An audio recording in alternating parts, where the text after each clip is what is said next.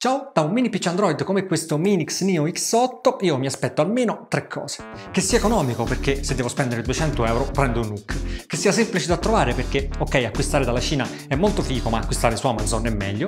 E che sia stabile e ben supportato nel tempo, perché di macchine abbandonate a 3 mesi dall'uscita non ne vogliamo più sentir parlare, perché soprattutto non vogliamo firmware poco stabili, PC che si riavviano e APK che non funzionano. Ora, questo Neo X8, il modello che vedremo oggi proposto nella variante H, ovvero la più potente, racchiude tutti questi tre punti. Questo X8 per Minix rappresenta una svolta perché per la prima volta l'azienda ha abbandonato i chip Rockchip a favore di M-Logic. Qui c'è un S802H in questa versione. Unendo questi componenti davvero stabili e l'esperienza software di Minix ne è venuto fuori il miglior mini PC Android disponibile in questo momento sul mercato. Vediamo come va. Come vi anticipavo, Minix ha fatto davvero un ottimo lavoro a livello software. Quella che vedete è l'interfaccia chiamata Metro, che vi permette di raggruppare un po' le applicazioni. Potete usare anche quella classica di Android, basta configurarlo o comunque sceglierlo. Tra queste personalizzazioni Minix ce ne sono alcune davvero interessanti. Vi faccio vedere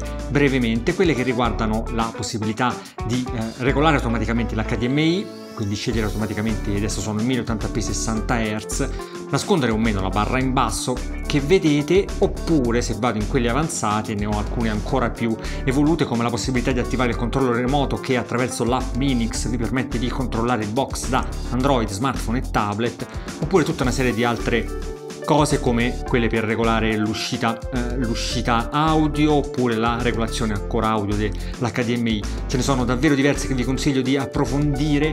Poi nella scheda altri si può andare nell'aggiornamento software in versione OTA, che adesso non sto facendo, e poi se vado su More Settings ho le mie classiche impostazioni di Android. Io torno nella home, questo qui funziona tutto abbastanza bene, tutto molto veloce. Vedete qua abbiamo anche un task killer, l'app, la possibilità di andare su tutte le applicazioni, davvero non c'è molto altro da dire. Io però adesso voglio farvi vedere una cosa abbastanza importante, ovvero quella che è la migliore cosa di questo Neo X8, ovvero la riproduzione video. Apro subito il mio File Explorer perché ho una chiavetta inserita con alcuni filmati. Iniziamo guardando la riproduzione di questo 4K H264 che io faccio eseguire con MX Player, e vedete che c'è l'accelerazione hardware e eccola qua, è un'ottima riproduzione di questo fantastico 4K.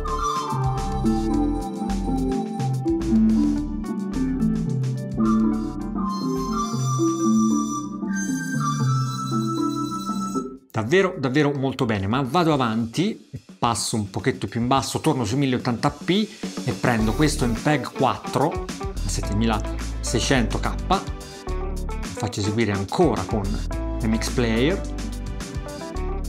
accelerazione hardware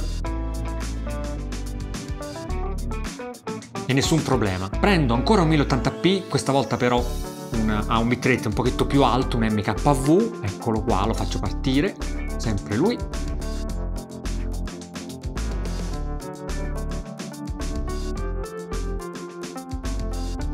Accelerazione hardware e nessun tipo di problema.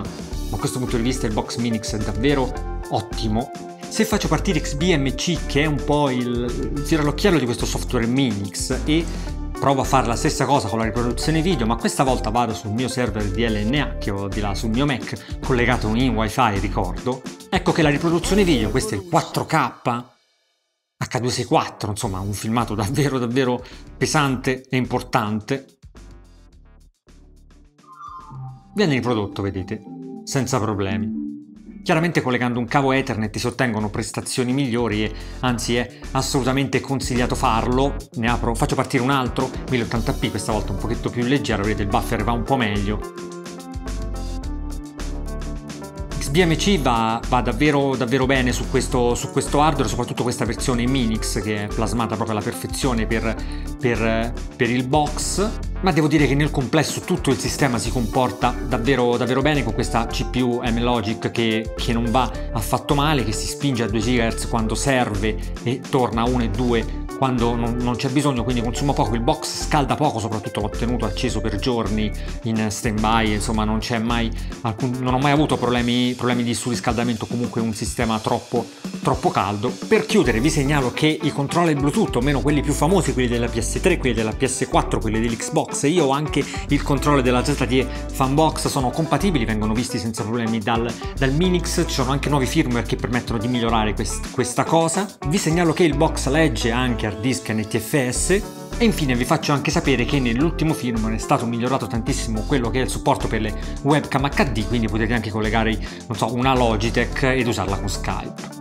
Ok, come ultima considerazione vi faccio notare che è vero, sul mercato iniziano a farsi vedere dei mini PC Android più potenti di questo X8H, e questa è una di quelli, ovvero la ZTE Fanbox, che andrò a recensire il tempo permettendo nei prossimi giorni, ma nessuno di questi raggiunge la stabilità software, la garanzia di aggiornamento e il supporto che ha questo Minix Neo X8, che va davvero bene ed è praticamente privo di difetti. Io ne ho trovati due proprio piccoli per lasciarvi in chiusura, ovvero l'impossibilità di accenderlo e di spegnerlo realmente, intendo con il telecomando, si deve restare in stand-by e questo porta a un consumo di 0,1 watt che è poco ma si poteva evitare, e il prezzo che è un pochetto più alto rispetto alla media dei box con hardware simili, ma assicuro che ne vale veramente la pena. Trovate maggiori informazioni su Neo X8 Benchmark, informazioni sui video sul bitrate, riproduzioni XBMC e giochi su evolution.it.